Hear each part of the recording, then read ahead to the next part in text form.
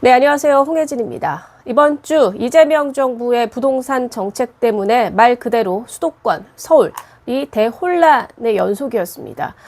왜냐하면 너무나 급작스러운 대출 규제였고 그것도 어떠한 기간이 정해진 게 아니라 바로 다음 날 시행에 들어가다 보니까 많은 분들이 깜짝 놀랄 수밖에 없었고 당황을 할 수밖에 없었죠. 그런데 더 기가 막힌 건 그 정책이 나왔는데 대통령실에서는 우리 입장 아니다. 우리는 모르는 일이다. 라고 해서 또 한 번 시장이 들썩였고 그리고 나서 또 논란이 되니까 아니다. 지금은 이제 소통하고 있다. 라고 대통령실 대변인이 브리핑을 하면서 도대체 이 정부의 이 부동산 정책 그럼 누가 가져가는 거야? 라는 말이 나올 수밖에 없는 상황이 됐습니다. 그래서 제가 오늘 영상으로는 이 부동산 정책과 관련해서 얘기를 좀 해보려고 합니다. 자, 사실 제가 부동산 전문가는 아니지만 그동안 우리는 부동산과 관련해서 문재인 정부 때 어마어마한 충격 그리고 어마어마한 상처를 입었었죠. 벼락거지라는 말이 유행했을 정도니까요. 그래서 이 민주당 정권이 들어서면서 또다시 이 부동산 가격이 들썩이는 것 아니냐 이런 얘기가 나오고 있습니다. 자, 그래서 어느 때보다도 어떤 정책보다도 많은 분들이 부동산 정책에 대해 관심을 갖고 있는 것 같은데요. 먼저 발표된 부동산 정책 요거 먼저 간단하게 설명을 해드리면 정부가 28일부터였죠. 주택담보대출 주담대를 최대 6억 원으로 제한하는 고강도 대출 규제 정책을 발표를 했습니다. 그래서 이것과 관련해서 그렇게 되면 서울에 있는 한 74% 정도의 아파트가 이 대출 축소에 직접적인 영향을 받을 것이라는 분석이 나왔었죠. 그런데 지금 서울의 아파트 값이 평균 어느 정도 되시는지 아십니까? 이게 수도권이나 서울에 계신 분들은 체감이 확실하게 될 텐데 아마 지방에 계신 분들은 이 체감이 그렇게까지 오지는 않을 것 같긴 합니다. 지금 서울의 아파트 평균값 이제 14억 원을 넘어섰습니다. 강남권 일대, 서초, 강남 이런 데는요 30억 원이 넘습니다. 자, 서울 아파트 평균 가격만 기준으로 봤을 때 그러니까 6억 원까지니까 현금으로 8억 원 넘게 가지고 있어야만 서울의 평균 아파트를 살 수가 있는 겁니다. 자, 이러다 보니까 그러면 현금으로, 그러니까 현금 부자만 아파트를 살 수 있는 것 아니냐 이런 지적이 나올 수밖에 없는 거죠. 우리나라 이 근로자들의 평균 연봉이 어느 정도 되시는지 아십니까? 지금 한 4천에서 5천 정도 됩니다. 자, 이걸 기준으로 봤을 때 우리나라 평균 근로자가 한 푼도 쓰지 않고 그리고 그걸 모두 모아서 저축을 해야만 살 수 있는 아파트 몇 년이 걸릴까요? 30년이 넘게 걸립니다. 그러니까 30년 동안 하루도 아무 돈도 번 돈에 단 하나도 쓰지 않고 모아야지만 서울의 아파트 하나를 살 수 있다라는 얘기죠. 그러니까 한마디로 살아생전에 서울의 아파트 하나 사기 어렵다는 얘기입니다. 자기 돈만 가지고는요. 부모한테 혹은 다른 곳에서 빌리지 않거나 아니면 다른 투자로 엄청나게 부를 얻지 못한다면은 살 수 없는 지경에 이르는 거죠. 지금 이러한 6억 대출과 관련해서 여러 목소리가 나오고 있습니다. 이렇게 되면 또 하나 문제가 될 수 있는 게 6억 원의 한도로 살 수 있는 아파트, 그러니까 평균보다 좀 저렴한 그 외곽 지역, 서울 외곽 지역에 있는 그리고 경기도권에 있는 아파트가 풍선 효과로 굉장히 집값이 들썩일 거다라는 우려가 지금 나오고 있는 거고요. 또 하나가 그리고 특히나 이 생애 최초 신혼부부 신생아 대상의 정책자금 대출 한도도 축소가 이번에 됐습니다. 그래서 2030 세대들의 탈서울 수도권으로의 이동이 더욱 가속화될 수도 있을 거다라는 전망까지 나오고 있습니다. 자, 그런데 더 문제는요. 그러니까 물론 본인이 이재명 대통령이 본인의 의지를 가지고 집값을 잡겠다. 라는 의지로 부동산 정책을 시행을 하겠다라고 하면 우선은 정권 초기니까 한번 지켜볼 수밖에 없는 거죠. 많은 국민들이 어쨌든 선택을 한 거고 그래서 대통령 자리에 올랐으니까요. 자, 그런데 저는 이게 너무 어이가 없었던 게 그 발표가 있고 나서 대통령실에서 그거 우리 대책 아니다 라는 입장을 발표합니다. 그럼 도대체 그 누구 대책입니까? 이런 말도 안 되는 이 아마추어적인 반응을 어떻게 나올 수 있는지 1차적으로 굉장히 궁금했고요. 자, 그 다음에 대책이 아니다라는 얘기가 나오니까 시장에서 난리가 났죠. 그리고 나서 1시간 반 뒤에 이 대통령실에서는 또 이렇게 브리핑을 합니다. 긴밀히 소통 중이다 라고 오락가락하는 행보를 보였다라는 비판이 나오는데 저는 과연 이게 오락가락한 건가 라기보다는 이재명식의 지금까지 이재명식의 정치 행태가 그대로 반복되는 거 아닌가. 우선 한번 떠보고 여론이 좋지 않으면 나는 몰랐다. 내가 한 거 아니다. 라는 식의 정책이 계속해서 지금까지 반복돼 왔잖아요. 이재명식의 나 몰라라. 그러한 모습이 또 이번 부동산 정책에서 보여진 게 아닌가라는 생각이 듭니다. 지금 특히나 왜 그런 얘기가 나오냐면요. 금융위의 이 위원장이 아직 윤석열 정부 사람이거든요. 그러다 보니까 나는 몰라 라고 지금 발뺌할 수 있는 근거가 좀 생긴 거죠.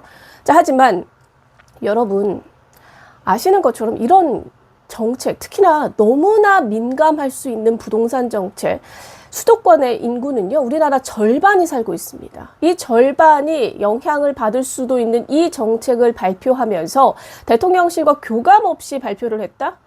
이건 불가능한 거거든요. 말이 안 되기 때문에 이건 그냥 책임 전가일 뿐이다. 금융위원장이 윤석열 전 대통령에 임명한 김병환이라고 해서 이게 걔가 발표했지 나는 몰라 라고 얘기할 수 없다라는 거죠. 그래서 이 지금 상황을 보면서 이재명 정부가 정말로 이 부동산에 대해서 아주 강력한 의지를 가지고 집값을 잡을 생각이 있는 건지라는 생각까지 들었습니다. 그래서 왜 이런 해프닝이 발생했을까라는 얘기를 들어보면 부동산 시장이 워낙 민감하다 보니까 이 부동산 대책에 대해서 대통령실이 입장을 내지 않겠다는 기조가 있었다라고 해요. 그것도 저는 좀 이해가 안 갑니다. 그러면 계속해서 민감한 거는 나는 몰라, 나 몰라라 하고 앞으로도 계속 5년 동안 가겠다는 겁니까? 저는 이 부분도 우선 이해가 되지 않고요.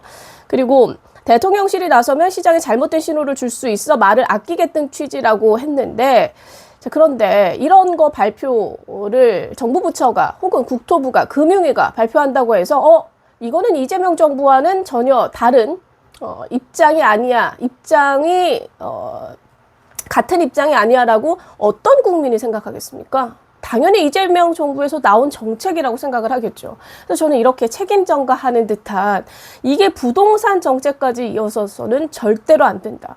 이렇게 되면 우리는 문재인 정부 시즌2를 맞닥뜨릴 수도 있다라는 걱정이 정말로 너무나 들었습니다. 그래서 이 부분에 대해서 우리가 꼭 분명하게 지적을 해야 되지 않을까라는 생각이 드는데요. 자, 그런 와중에 우리나라 국민들은 지금 그러면 안 그래도 부동산, 특히나 아파트 값이 14억 원에 이르는 거 아닙니까? 그럼 대출을 6억까지 되면은 기본적으로 나한테 있어서 현금이 8억 이상은 가지고 있어야 되는데 어떤 이 젊은 세대가 8억 정도를 가지고 있습니까? 부모님한테 도움받지 않으면 8억을 현금을 손에 쥐려면요. 최소한 4천 정도 연봉 받는 친구들이 하나도 쓰지 않고 20년은 모아야 되는 거 아닙니까? 그때나 돼서야 대출받고 아파트 살 수 있는 겁니다. 그래도 반 정도, 어떻게 하나도 안 쓰고 삽니까? 반 정도 만약에 저축을 한다라고 해도 40년입니다. 그 정도 되면 우리나라 요즘에 청년들의 취업 나이도 계속해서 올라가고 있는데 한 70살 돼야지 살 수 있다는 얘기인가요? 그럼 그냥 포기하는 거죠. 집은 못 산다고 봐야죠, 평생. 자, 그런데 문제는 이렇게 우리나라 국민들은 6억 원에 묶이게 되는데, 자, 그런데 과연 외국인들은 어떠냐? 이에 대한 문제제기가 계속해서 나오는 겁니다. 저는 이 부분에 대해서 이 우파 채널들에서는 계속 이 문제제기가 나오는데 좌파 채널에서는 이 얘기가 거의 나오지 않고 있는 상황인 것으로 알고 있습니다. 제가 이 썸네일 위에도 지금 그 그래프를 법원의 자료로 그래프를 남겼는데 지금 한국 부동산을 소유한 중국인 전국을 비교를 했을 때는 지금 41%가 됩니다. 2025년에. 2020년에는 35%였는데 지금 5%, 6%가 상승을 하는 겁니다. 자, 이거를 수도권, 서울, 경기권으로 내려가 보면요. 그 비율이 더 높아집니다. 2020년에는 38%였는데 2025년에는 45%로 늘어납니다. 7% 정도 또 늘어난 겁니다. 그러니까 이 서울 수도권에서는 이 비중이 이만큼까지 늘어난 거다. 그리고 지금 5월 30일자 한국경제 기사를 봐도요. 외국인들이 사들인 국내 주택이 총 10만 가구가 넘었는데요. 이 중에 절반 이상 50% 넘는 게 중국인들이 소유하고 있다라는 겁니다. 그래서 많은 국민들이 이렇게 되면 집주인은 중국 사람이고 우리나라 사람들은 그 집에서 월세, 전세 내고 살아가는 이 상황들이 계속해서 늘어나는 것 아니냐라는 우려가 나올 수밖에 없는 겁니다. 자, 더욱더 문제는 뭐냐면요. 이게 같은 규제를 통해서 중국 사람들이 집을 사면 뭐 누가 크게 문제를 삼을 수 있겠습니까? 그리고 실제로 국내에 거주하면서 이렇게 산다라고 하면 본인이 살겠다는데, 그래서 집을 장만하겠다는데 여기에 대해서 문제 제기가 하기 어렵죠. 물론 저는 그 전에도 중국 같은 경우는 상호주의가 지금 안 되죠. 우리나라 국민들이 중국 가서 부동산 살 수 있습니까? 땅 살 수 있습니까? 없습니다. 우리는 중국 가서 땅이나 부동산을 살 수 없는데 중국 사람들은 대거 몰려와서 현금 주고 지금 우리나라 수도권, 강남권 비싼 아파트들을 사들이고 있는 겁니다. 상호주의에서도 굉장히 말이 안 되는 거죠. 자, 그걸 차치하더라도 지금 이 부동산과 관련해서 현금을 가지고 와서 우리나라의 비싼 아파트들을 사들이면서 아파트 값을 계속해서 높이는데, 끌어올리는데 역할을 하고 있는데, 이 사람들 한국에서 살고 있는 것도 아닙니다. 한마디로 투기죠. 투자라고 보기 어려운 투기를 지금 중국 사람들이 하고 있다라는 거예요. 자, 그걸 좀 구체적으로 제가 말씀을 드릴게요. 지금 보면 지난 3월에요. 서울 성북구의 성북동 한 고급 주택 단지 2층짜리 단독주택이 119억 원에 팔렸는데 이게 올해 전국 모든 단독주택 중에서는 가장 비싼 가격에 팔린 거라고 합니다. 자, 매수자가 누군가 해서 궁금해서 봤더니 중국인 국적의 나이는 33세에 불과했다라고 해요. 저는 근데 뭐 나이까지 문제 삼지 않겠습니다. 자, 문제는 뭐냐면 국내 금융기관의 근저당 설정이 없이 전액 현금으로 산 것으로 추정이 되고 있다라는 거예요. 자, 그리고 또 앞서서는 이런 얘기 있었죠. 강남구 도곡동 이 타워팰리스 펜트하우스를 89억 원에 사들인 사람이 있었는데 여기도 알고 보니까 중국인이었고요. 88년생 중국인이었고, 자, 또 문제는 자금 조달 계획서를 쓰죠. 거기에 보니까 전액을 외국 은행 대출로 충당했다라고 적은 겁니다. 자, 그러니까 우리나라에서는 그 정도의 돈이 안 되니까 외국 은행에서 89억 전액을 대출을 받아서 지금 펜트하우스, 이 타워팰리스 펜트하우스를 산 겁니다.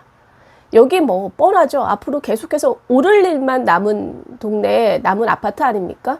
그런데 이곳을 우리나라 국민들은 대출이나 이런 여력을 가지고 살 수 없는 거를 지금 중국 사람은 본인 외국의 은행에 대출을, 그것도 모두 대출을 받아서 사고 있다라는 거죠. 이런 식으로 아파트 가격 상승을 부채질을 하고 있는데 여기에 대한 제지를 하나도 하고 있지 못하는 게 현재 우리나라 지금 실태라는 겁니다.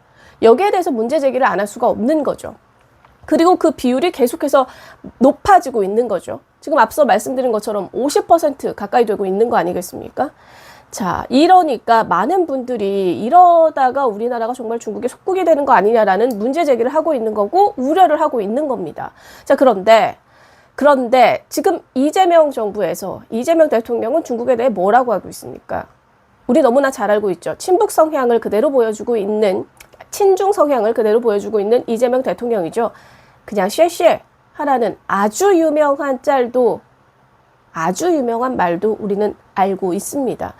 자, 그러니까 여기에 대해서 중국에 대한 견제, 그리고 그게 우리와 다르게 차별하라는 게 아닙니다. 우리랑 같은 그러한 혜택이든 뭐 이런 것들을 같이 가야 되는 거 아닙니까? 왜 우리나라 국민들은 받지 못하는 혜택을 계속해서 중국 사람들한테 혜택을 주냔 말이죠. 그래서 왜 우리가 오히려 역차별을 받는 그런 상황들이 왜 계속 발생하냐, 이 얘기를 드리고 싶은 겁니다. 자, 그래서 우리도 지금 만약에 이거는 근데 불가능하잖아요. 중국에서 개인이 땅을 소유하는 것 자체가 지금 불가능한 상황이기 때문에, 그렇다면 우리가 할 수 있는 건 중국 보고 너네 그 정책 바꿔라 라고 할 수 없는 상황이 되는 거잖아요. 그럼 우리가 그 사람들이 사지 못하도록 우리가 견제하는, 그리고 우리가 장치를 마련할 수밖에 없는 그런 상황인 겁니다. 자, 중국의 이러한 부동산 정말 침공이라고 표현할 수 있는 게 우리나라만 그러느냐? 그렇지 않습니다. 지금 보면 해외에서도 예를 들어서 호주 같은 경우가요, 지난 4월부터 비거주자 외국인이 기존 주택 구매를 금지했습니다. 이게 왜 이런 법안이 나왔냐면, 중국인들이 호주 부동산을 집중적으로 사들이자 시드니를 중심으로 집값이 급등했다라는 거예요. 그래서 현지 주민들이 외국인 때문에 집 사기가 어려워졌다는 불만이 팽배해지면서 2023년부터는 이 주거용 부동산 구매 자체를 금지한 겁니다. 우리나라뿐만 아니라 해외에서도 지금 그런 현상이 발생하고 있고, 이에 대해서 당연히 호주 같은 경우도 호주 사람들이 중국 가서 중국 땅 못 사는 거잖아요. 부동산 못 사니까. 그래서 대책으로는 당연히 중국 정부가 그럼 우리나라 국민들 보호해야 되는 거고, 그래서 금지 시켰다는 거죠. 우리나라도 반드시 좀 필요해 보인다.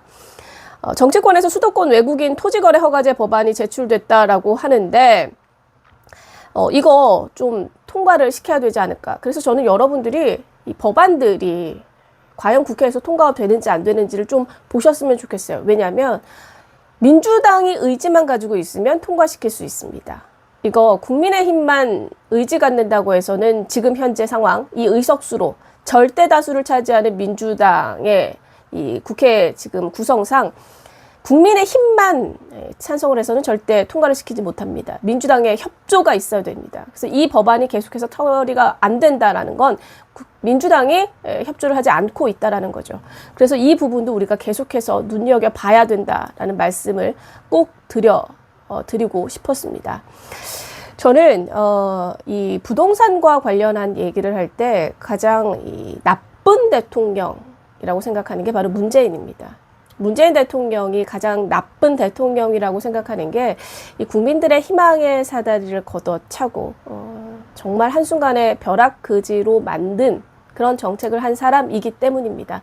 우리나라는 물론 이 투자가 부동산에 한정되는 건 저는 굉장히 바람직하지는 않다고 생각해요. 근데 하지만 지금까지 우리나라 아직까지 정서상 그래도 집 하나를 가지고 있는 게 굉장히 안정을 준다라고 하잖아요. 그래서 많은 국민들이 내 집 하나 마련하는 게 꿈이다라는 말을 굉장히 해왔고, 그래서 알뜰살뜰 모아서 내 집 마련하는 꿈을 가지면서, 그리고 내 집 하나 마련하고 나면 굉장히 보람도 느끼고 기쁨도 느끼는 게 우리나라의 지금까지의 역사이잖아요.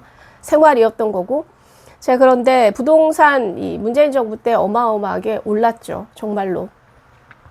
27번의 부동산 정책을 발표를 했지만 번번이 실패했고, 그게 그렇게까지 정책을 발표하는데도 부동산이 천정부지로 미친 듯이 오르니까 102번의 부동산 이 집값 통계를 조작을 했습니다. 그래서 결국 우리가 지금의 이 부동산 아파트 가격을 눈앞에 두고 있는 거죠. 저는 이 말도 안 되는 부동산 3법, 그리고 문재인 정부 시절에요, 서울 이 아파트 값의 양극화를 심화시킨 것, 지금 강남과 강북의 부동산 이 아파트 값이 어마어마하게 차이가 나고 있잖아요. 그거는 그 당시에 이 똘똘한 한 채, 다주택자에 대해서 완전하게 이 범죄자 취급을 하면서 똘똘한 한 채를 가지는 걸 해야 된다라는 이 정서를 깔게 하면서 이런 상황들이 발생을 했죠. 그런데 그때 또 너무 저는 정말 이 좌파의 위선이구나라는 생각을 했던 게, 어떤 논란이 있었습니까? 문재인 정부 때 결국 다주택자 안 된다, 1가구 1주택자 해야 된다고 하니까 문재인 정부 사람들 어떻게 했습니까? 그래서 그 자리 포기하고 정부 고위 인사들이요, 그냥 사표 쓰고 나갔죠. 아니면 어떤 사람은 본인이 지역구가 국회의원이 비서실장이 노영민이죠. 청주 지역에 있으면서도 청주 지역, 본인의 지역구에 있는 아파트 포기하고 강남에 있는 아파트를 선택하는 그런 모습을 문재인 정부의 인사들이 보여줬습니다. 그게 다 시그널이 된 거죠. 많은 국민들에게 다른 저가 혹은 다른 지역에 있는 아파트 이런 거 포기하고 똘똘한 한 채만 가지고 있으면 이게 돈이 된다라는 시그널을 아주 제대로 줬던 거죠. 그게 지금 이 서울 집값에 그대로 반영이 돼서 나타나고 있는 겁니다. 저는 그리고 그 당시에 이 문재인 정부의 장하성 정책실장이 또 뭐라고 했습니까? 내가 강남에 살아봤는데 왜 모든 국민이 다 강남 살려고 하냐? 강남에 살아야 할 이유가 없다라고 말을 해서 굉장한 비판이 일었죠. 그 사람의 말에 따르면 그 모두가 누가 포함이 되고 포함이 되지 않는지를 명확하게 보여줬었습니다. 저는요, 이런 위선이 싫습니다. 정말로. 이 좌파분들의 본성이라고 저는 보여지는데, 그러니까 예를 들면 그거예요. 혼탁한 물에 있는 사람들이, 좌파들은 굉장히 내가 그 아픔, 당신들의 어려움을 내가 너무 잘 알아. 그래서 내가 그 마음에서 내가 조금 도와줄게. 이런 마음을 갖고 얘기를 하죠. 근데 그 마음은 너무 좋죠. 그죠? 그런데 뭐냐면, 공감은 해주면서 같이 잘 살게 해주는 게 아닙니다. 이 장하성의 말처럼 아니 왜 경쟁에서 힘들어가지고 왜 그렇게 굳이 강남에 오려고 해? 그냥 너네들 살던 데 거기서 살아. 내가 조금 도와줘서 거기서 조금 좀 더 편안하게 살 수 있게 조금 도와줄 테니까 괜히 힘들어서 강남까지 오지 마. 거기서 살아. 이 얘기거든요. 그런데 재미있는 건 뭐냐? 본인들은 그 강남에 살고 있다라는 거죠. 그 윗물에서 살고 있다라는 거죠. 전형적으로 우리는 되는데 근데 너네들은 안 돼. 그리고 올라올 생각도 하지 마. 이 얘기를 하고 있는 거거든요. 저는 이러한 위선이 너무 싫습니다. 자, 그렇다면 우파는 어떠냐? 전 이것도 재밌긴 해요. 우파들은 오히려 나는 너네랑 달라. 아예 다른 사람이니까 그냥 비교 자체를 하지 마. 그러니까 니네들이 열심히 해서 윗물로 올라오든지 말든지 나랑은 상관이 없어. 그러든지 말든지 관심이 없는 거예요. 자, 그래서 그렇기 때문에 부유하게 그러니까 성공하는 거죠. 그러한 것을 하는 데 있어서 그 사다리를 걷어차지는 않습니다. 니네들이 올라오든지 말든지 그건 니네들이 알아서 했거든요. 최소한. 그래서 저는 어차피 너와 나는 다르니까 네가 열심히 해서 올라오든지 말든지 상관없어 하는 이 우파가 나은 건지, 저 좌파가 내가 조금 도와줄 테니까 올라올 생각하지 말고 거기에 있어. 나는 위에서 있을 테니까 너네는 계속 그 밑에 있어. 라고 얘기하는 좌파가 더 나은 건지, 이거 물론 저는 각자의 생각에 따라 선택할 수 있고, 좋아하는 게 원하는 게 다를 수 있겠죠. 근데 저는 개인적으로는 굉장히 왜 이 본인의 인생에 대해서 각자가 결정을 해야지 왜 그들이 결정을 합니까? 내가 열심히 해서 그 자리에 올라가든 말든 이 결정은 본인이 스스로 해야 되는 거 아닙니까? 그리고 그러할 자유가 있지. 근데 좌파가 얘기하는 거는 그렇게 올라오지 말라라고 하는 거거든요. 그 아래에서 살라고 얘기하는 거거든요. 근데 왜 그걸 본인들이 결정하냔 말이에요. 내가 올라가고 싶을지 아닐지, 올라갈지 말지, 열심히 할지 말지는 각자가 결정해야 되는 거고, 그런 사회를 만들어 줘야 된다라고 생각합니다. 그래서 좌파들이 얘기하는 게 바로 결국은 그게 공산주의고 사회주의가 된다라는 거죠. 내가 결정해 줄게. 니들은 그 아래에서 살아. 그러한 결국은 올라오지 못하게 하기 때문에 본인들이 사다리를 걷어차는 하게 만드는 그런 상황들을 만드는데, 저는 문재인 정부에서 이 집값이 대표적인 거라고 생각이 듭니다. 그리고 지금 4050들이 문재인 정부 때니까 그때가 30대, 40대 이럴 때였겠죠. 이 사람들이 그때 이제 막 결혼을 해서 아이를 낳고 집을 막 사기 시작했을 때예요. 그러다 보니까 이 사람들은 문재인 정부가 지나고 나서 엄청나게 오른 집값에 굉장히 여유가 생긴 거죠. 부가 그만큼 늘어났으니까. 그래서 저는 이 사람들 이해가 돼요. 내가 지지했던 사람 덕분에 이렇게 집값이 올라서 내가 굉장한 이 자산을 갖게 됐는데, 그래서 지지한다. 저는 여기까지는 그래도 이해를 했는데, 정말로 이해가 안 가는 부분이 뭐가 있냐면요. 이때 시기를 놓친 사람들 있잖아요. 혹은 아니면 이 시대가 아니었던 사람들. 그래서 시기를 놓치다 보니까 집값은 너무 올라갔고, 내가 가지고 있는 이 수입으로는 살 수가 없다 보니까 결국 어떻게 됩니까? 결국 쫓겨나는 거예요. 서울에서 못 살고 경기도로 쫓겨났다. 저는 정확하게 쫓겨났다라고 보여지거든요. 못 사니까요. 쫓겨나서 수도권, 경기도로 이주한 분들이 있잖아요.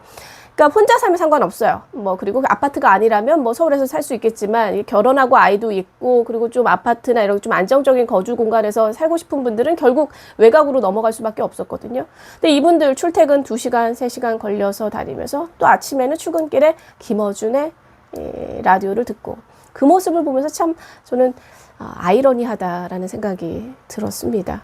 부동산을 보면서 좀 다양한 생각이 들어서 이 영상을 지금 만들고 있는데요.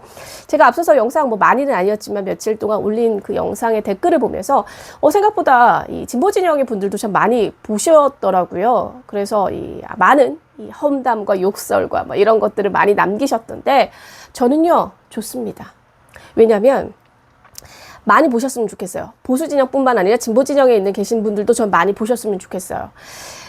그리고 서로 좀 소통을 했으면 좋겠어요. 서로에 대한 얘기를 지금은 유튜브도 그렇고 알고리즘 때문이라도 그렇고 상대 진영에 대한 얘기를 아예 듣지 않습니까? 아예 그냥 막아버리는 거죠. 아예 듣지도 않고 듣고 싶지도 않고. 그러니까 그러다 보니까 서로에 대한 벽은 갈수록 정말 두터워지고 있는데 저는 좀 소통하는 게 필요하다.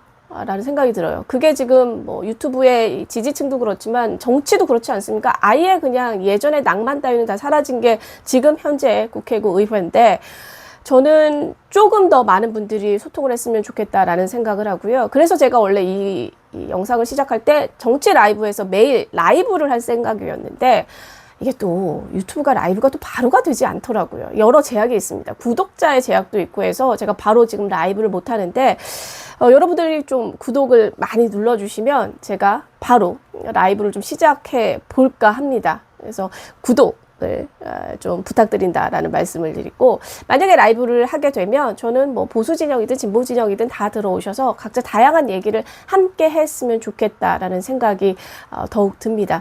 제가 기자 준비생들을 굉장히 오랫동안 뭐 10년 가까이 가르치면서 양쪽 진영에 대한 얘기를 항상 하고 항상 토론하고 이런 시간들을 가졌었기 때문에 여러분의 생각을 듣는데 귀는 열려 있습니다. 그게 보수든 진보든 다 열려 있습니다. 그래서 여러분들과 함께 소통하는 저희 유튜브가 됐으면 좋겠다라는 생각이 듭니다. 제약이 있어서 우선 이게 풀리면 빨리 시작은 할 텐데 또 그게 풀리더라도 시청자 층에 들어오는 수에 또 제한이 있더라고요. 그래서 제한을 하나하나 좀 넘어가면서 그렇게 방송 그리고 해보도록 하겠습니다. 네, 오늘은 부동산과 관련된 얘기를 해봤습니다. 지금까지 홍혜진이었습니다.